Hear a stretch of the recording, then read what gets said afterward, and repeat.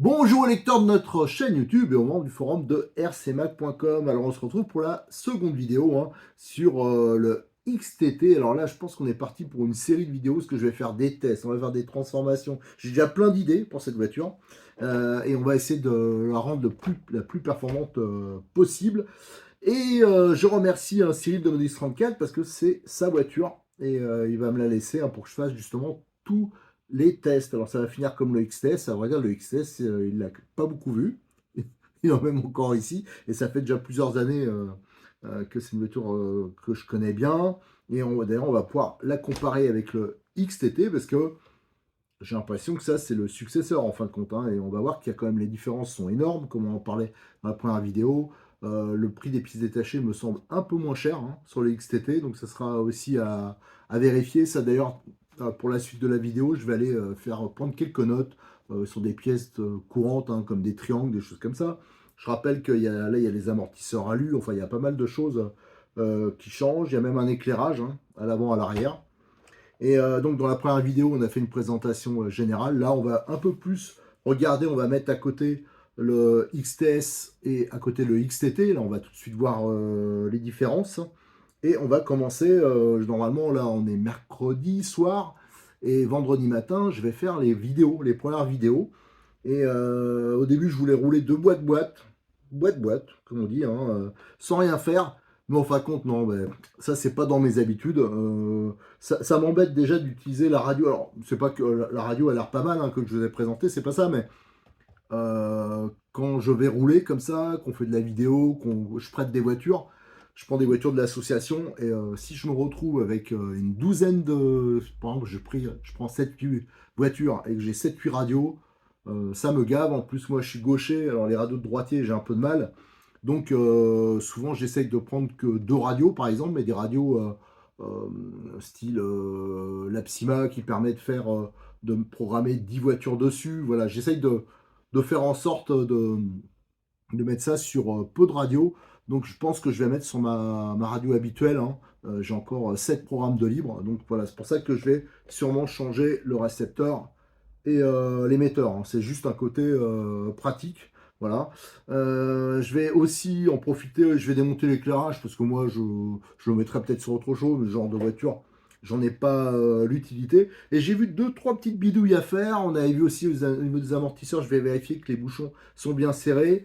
Comme ça en même temps, je les prendrai en photo, on va les regarder d'un peu plus près. Voilà, et je vais un peu tout contrôler. J'ai vu par exemple que l'assiette, un tout-terrain, normalement, il faut que l'assiette soit légèrement plongeante. Là, c'est un peu le contraire, c'est un peu plus haut derrière que devant. Alors, ça, on va le régler aussi. Voilà, des petits détails.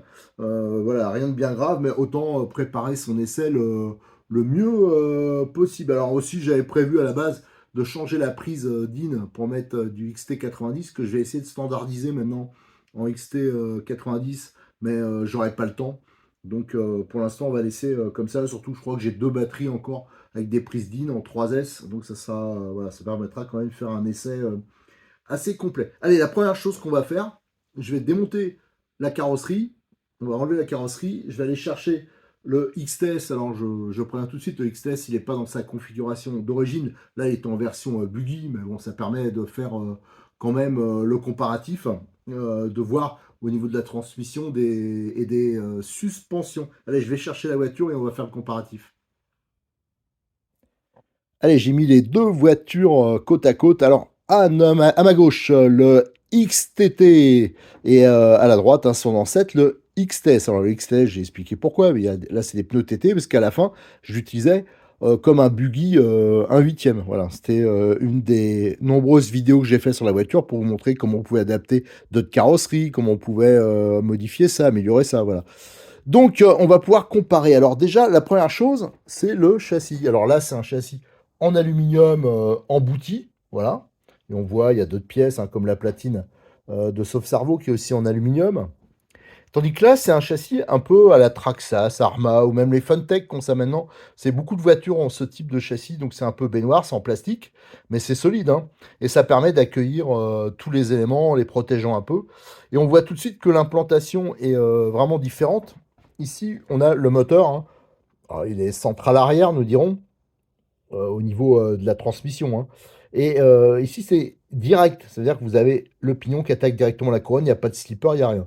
Ce qui explique que sur les versions notamment charbon, on arrive à force à user un peu les coupes coniques. Et d'ailleurs, hein, je rappelle, c'est pas du tout la même transmission, c'est pas les mêmes diffs, pas les mêmes coupes coniques ni les pignons d'attaque sur les versions charbon et les versions brushless. Là, c'est différent, c'est pareil, une implantation, je dirais un peu à la Traxxas, c'est collé à l'arrière, d'ailleurs avec le même système de réglage, hein. Donc là, bien sûr, l'entredent est beaucoup plus facile à régler. Vous avez la platine, là, on dévisse et ça permet de régler facilement. Là, pour régler l'entredent, pour changer quelque chose, il fallait tout démonter, hein, tout le carter.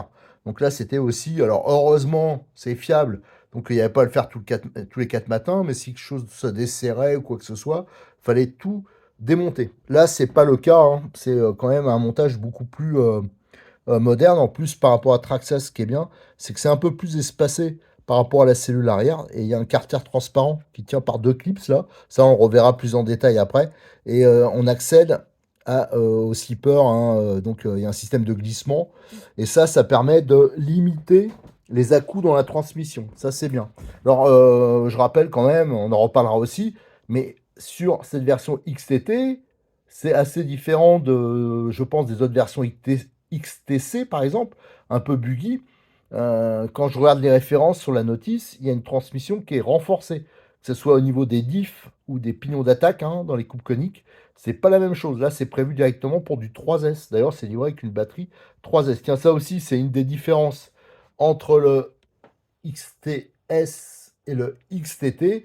Ben là, c'est livré avec une batterie 3S. Là, c'est une batterie 2S, hein. Et surtout, là, c'est un chargeur. Je sais même pas s'il y avait un chargeur. Je crois pas qu'il y avait de chargeur. Tandis que là, sur le XTT, je vous l'ai montré déjà, hein, mais il y a un chargeur plutôt sympa quoi, pour le genre de voiture. Donc ça, c'est quand même un des gros plus. Au niveau, tiens, on va continuer, tiens, l'électronique.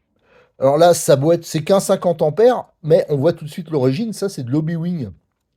Et je pense quand même c'est largement, mais alors largement mieux que le petit contrôleur qu'il y avait dessus, et qui d'ailleurs, c'est pour ça qu'elle n'a pas roulé depuis un moment, qui a une mauvaise régulation, je pense, au niveau de l'alimentation du récepteur, et qui m'avait grillé le récepteur.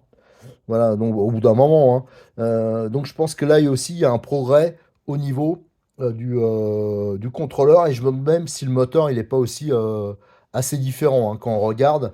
Donc ça, c'est, je vous dis, c'est vraiment du connu. Je pense qu'il n'y aura pas de problème avec ça.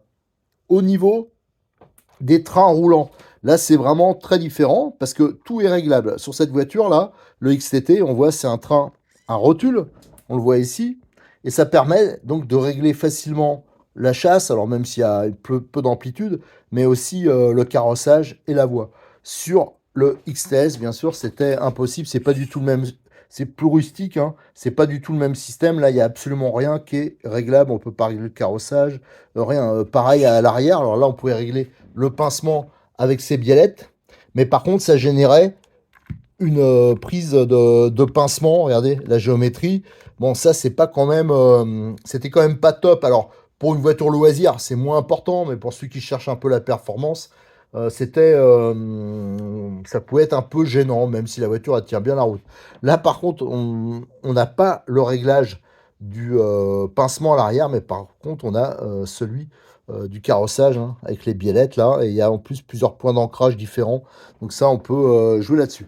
Au niveau du pare-choc, alors là, sur le XTS, il n'est pas monté, parce que là, il était en version buggy, mais celui du XTT est beaucoup plus balèze, et je pense que son montage est plus souple. Même le plastique, regardez, il est plus souple, donc ça c'est bien. Et en plus, il y a de l'éclairage pour ceux qui aiment les petits gadgets.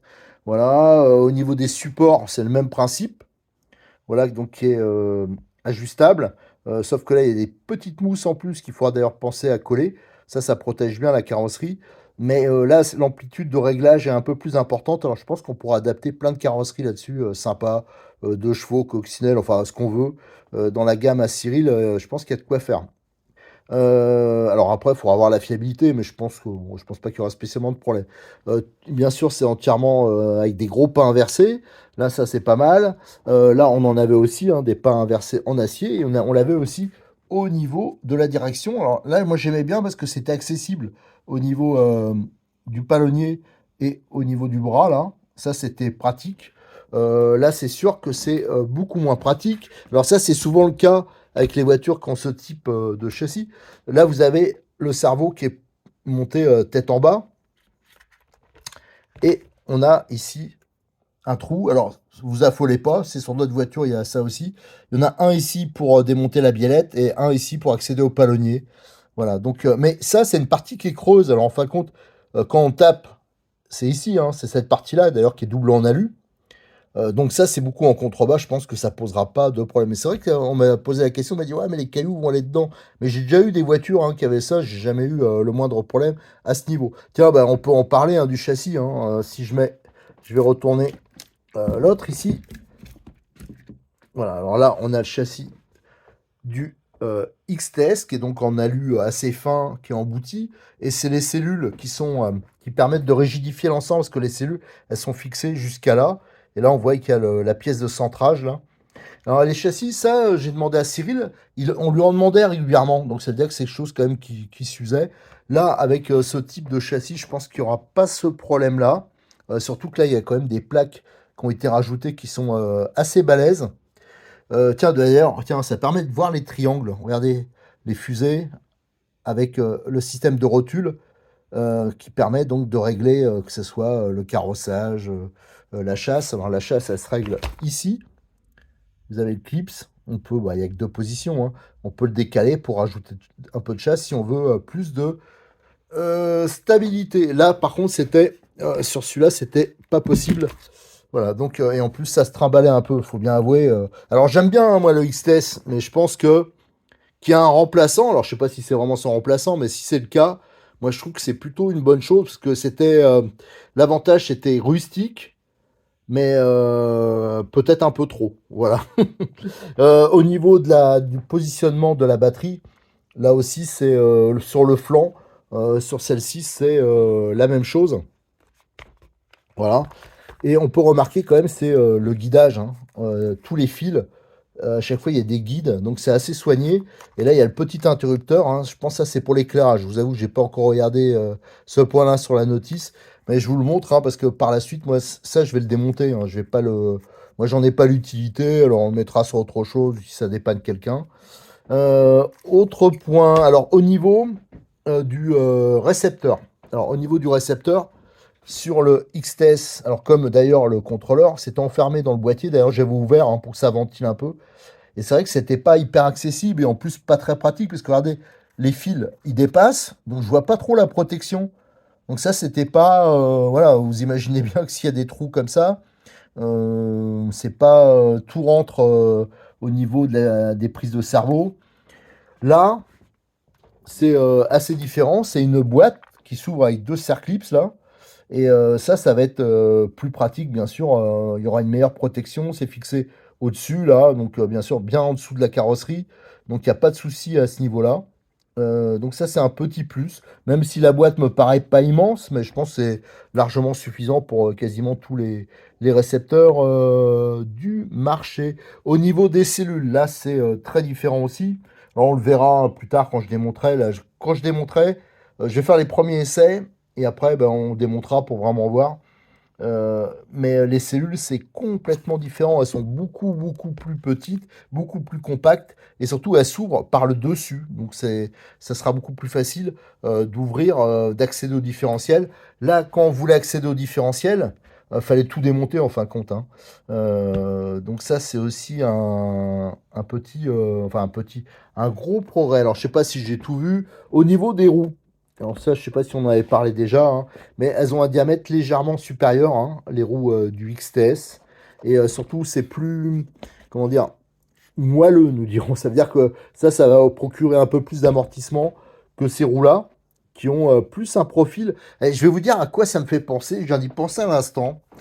Je sais que ça a beaucoup été critiqué, les pneus des Funtech, des STX, MTX. Mais en fin de compte, moi, qui utilise beaucoup ces voitures, nous on en a 4 qui servent pour de l'écolage, tout ça. Déjà, c'est hyper solide et ça passe partout. Moi je trouve que même si c'est une sorte de plastoc, ben, en fin de compte, c'est hyper polyvalent et surtout, ben, voilà, il y a pas vraiment d'usure. Ça, alors, ça fait moins plastoc, mais j'ai l'impression que c'est le même genre de profil. Voilà. Donc ça sera plutôt un pneu un peu passe-partout. Et ça sera intéressant d'ailleurs, peut-être de comparer en montant cela, en faisant des essais. Bon, à voir, mais ça, c'est vraiment pour une utilisation mixte. Ça, je pense qu'ils doivent être très bien pour ceux qui roulent sur des parkings, après qui vont dans un peu de terre, tout ça. Après, il faut voir en pur tout-terrain.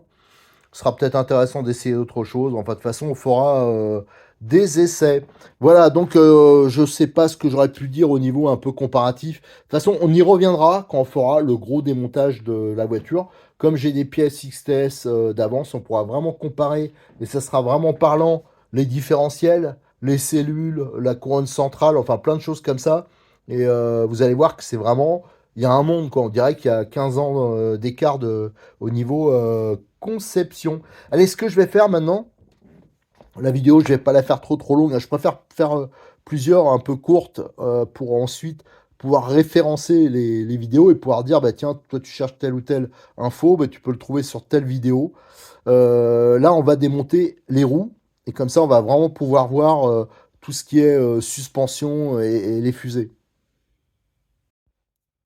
J'ai démonté les roues, donc on va pouvoir voir vraiment le système de triangulation. Mais j'ai eu une drôle de surprise quand j'ai démonté les roues. Alors, il y a sûrement une explication, hein. Mais regardez les écrous. Alors, c'est des écrous sympas, hein. Ils sont épaulés, canettes, ça. Mais c'est pas des knee-stop. Voilà, alors, bon, ça tenait bien, hein. Mais ça m'a étonné. Bon, il y a sûrement une raison. Alors, je pense que peut-être qu'avec ce type de roue, bah, ça nécessite pas peut-être de knee-stop. Mais voilà, j'en ai parlé. Alors, c'est important pour ceux qui seraient intéressés par cette voiture. J'en ai parlé à Cyril de ça. Et bah, il m'a proposé, il m'a dit, bah, tiens, bah, pourquoi, si tu veux, tu peux annoncer que moi, avec les voitures, hein, je rajouterai des vrais knee-stop, voilà, des trucs classiques. Et surtout, comme je lui avais parlé, chose qu'on va voir après, hein, de la fixation des amortisseurs, bah, on va le regarder tout de suite d'ailleurs. Il le mettra, ça sera offert. Ça veut dire que quand vous achetez la voiture, vous aurez le sachet avec les knee-stop et un kit pour modifier la fixation des amortisseurs. Ça sera compris, il n'y a pas besoin de demander, ça sera dans la boîte ou livré à côté. Donc ça, il faut que je lui fasse. Je vais vous expliquer pourquoi. Alors déjà, il y a cette histoire, il mettra donc des knee-stop de 4 épaulés. Hein, ça, c'est quelque chose qui me semble quand même plus sécurisant que le système d'origine. Mais surtout, regardez, la fixation des amortisseurs. Alors, je vais essayer de faire un gros plan ici. Attendez, hop. Voilà, là, ça fait la netteté. Et vous voyez la partie plastique du knee-stop. Un knee-stop, c'est un écrou métal et il y a une couche de plastique là qui est insérée dedans et c'est elle qui fait frein, en fin de compte. Et là, on voit qu'elle ne prend pas sur le métal. La vis est trop courte. Donc, en fin de compte, bah, ça ne sert trop à rien. Et surtout, ça limite, ça risquerait à inciter à serrer trop fort. Et si on regarde à l'arrière, hop, mais à l'arrière, hein, c'est quasiment la même chose. Là, c'est limite. Et là, c'est... ouais, ça sera encore... Mais il n'y a pas de rab. Ça veut dire que ça oblige à serrer à donf. Alors, en fin de compte, en plus, c'est des vis avec une tête cruciforme. Alors, en fin de compte, on va le changer, hein, ce sera pour la prochaine vidéo, mais je vais préparer les kits. Vous aurez, avec la voiture, vous aurez des vis, donc avec une, je pense qu'on mettra une rondelle. On va faire un truc qui a un bon appui, et il y aura donc une vis tête cylindrique inoxydable, avec le petit knee stop de 3 qui va bien, enfin un montage plus sympa. Il faudra remonter au frein filet, mais surtout que la vis soit plus longue, comme ça il y aura durable, les petites rondelles qui vont... Enfin voilà, un petit truc bien complet, et je pense que ça sera déjà une petite modification toute bête, mais qui évitera quelques petits désagréments. Voilà, alors donc on a vu ça pour cette histoire d'amortisseur. D'ailleurs, dans la prochaine vidéo aussi, on les démontrera. Parce que il y avait de l'huile dessus, donc c'est qu'on va les serrer. Ça va permettre de faire les photos, on va les vérifier, on va bien les regarder. Et ça permettra aussi de serrer correctement le bouchon. Je pense que là, ça n'avait pas été fait. Alors là, on avait déjà vu hein, pour les sangles. Il y avait un petit point, tiens, que j'avais pas vu la première fois. Regardez ici. Il y a un trou. En fin de compte, ici, vous avez, alors ça, c'est la première fois que je vois ça. Il y a un carter en Alexandre, ici, dur, hein, comme ici d'ailleurs, et qui permet de protéger la transmission centrale. Et là, il y a un trou, c'est pour voilà, resserrer par exemple la noix ici. Donc voilà, ça c'est marrant, ça j'ai jamais vu ça.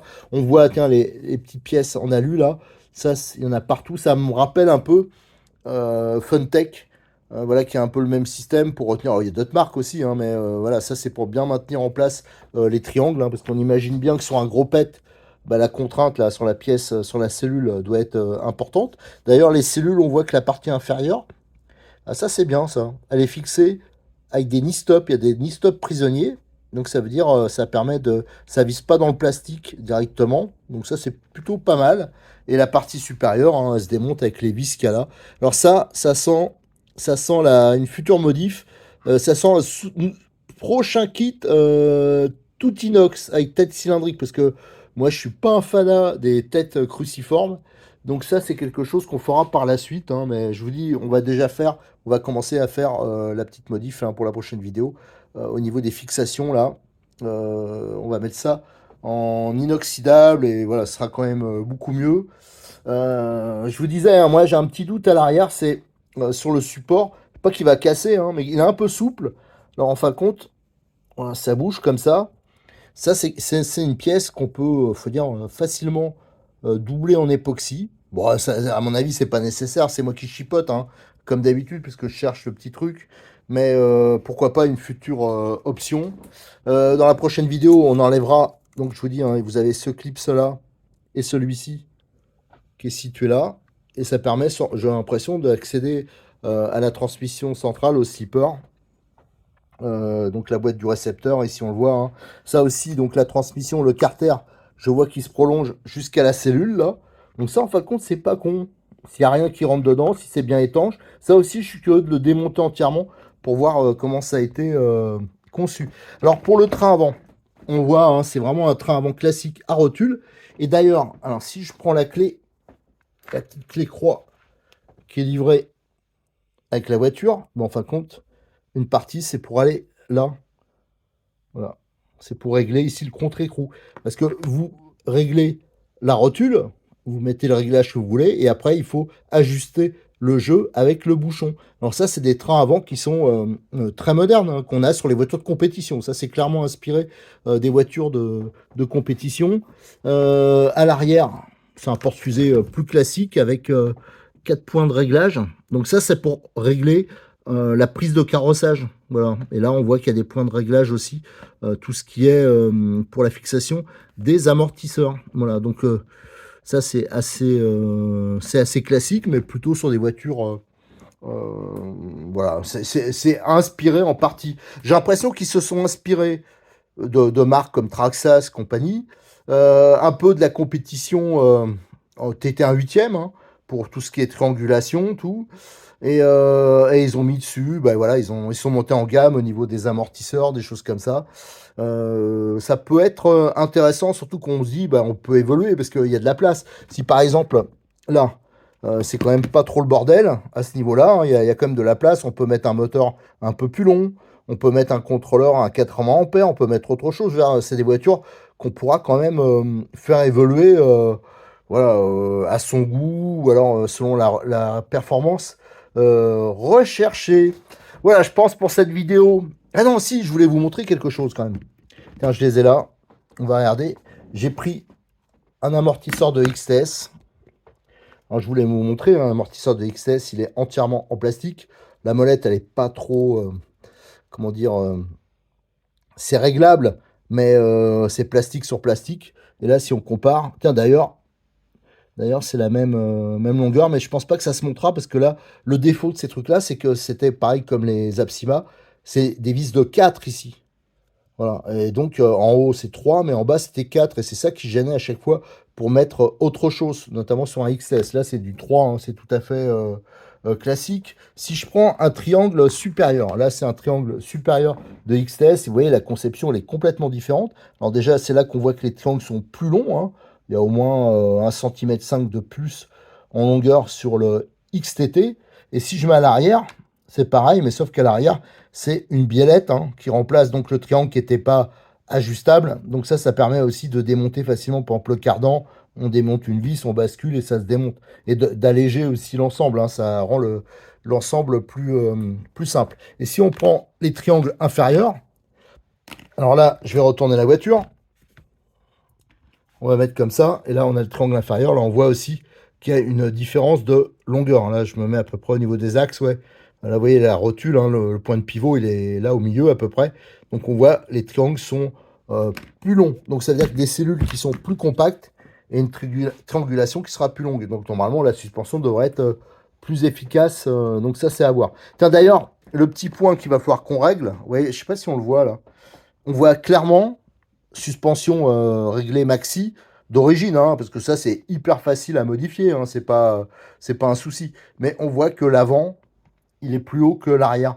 Et ça c'est un petit point, ça n'empêche pas la voiture de rouler, hein, c'est pas de bien marcher, mais il faut toujours que la voiture elle ait un côté plongeant, légèrement plongeant sur l'avant. Ça c'est une petite chose que je vais aussi rectifier sur la prochaine vidéo avant le premier essai. Voilà tout ce qu'on pouvait dire hein, pour cette deuxième vidéo. Alors je vais commencer à bosser pour gagner un peu de temps. Sur la prochaine, j'aurai déjà fait la modif, comme ça je pourrais vous dire les tailles de vis, tout ça. Là, ça va être vite fait, hein, la petite modif ici. D'ailleurs, il y a un petit truc, si on regarde, regardez, l'amortisseur il n'est pas aligné. Ça aussi, c'est quelque chose qu'on pourra modifier par la suite. Normalement, faut qu'il soit, pour qu'il travaille bien, il faut qu'il soit parfaitement aligné. Là, on voit qu'il y a un petit angle. Là, je pense que la pièce qui est ici, elle décale un peu trop vers l'extérieur.